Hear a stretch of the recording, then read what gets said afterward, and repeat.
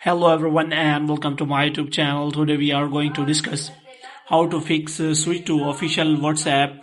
Now, if you want to use the WhatsApp, for example, if you are using WhatsApp and you see this kind of notification that you have to simply switch to official WhatsApp.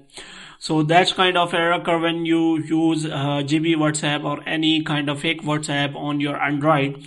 So if you are using iPhone, this kind of error will not occur to you because iPhone doesn't allow any unofficial WhatsApp on their iPhone devices or iOS devices.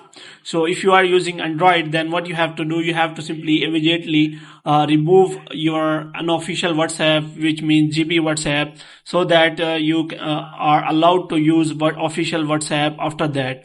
If you do not listen to that warning and still use GB WhatsApp, then you will not be able to use the official WhatsApp services and your account will be blocked, and you will see you have to simply use official WhatsApp to use this account.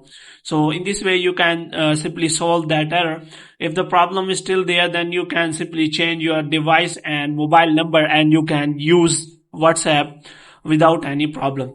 So hope you have liked this video. If you get more videos like these, you can subscribe our channel.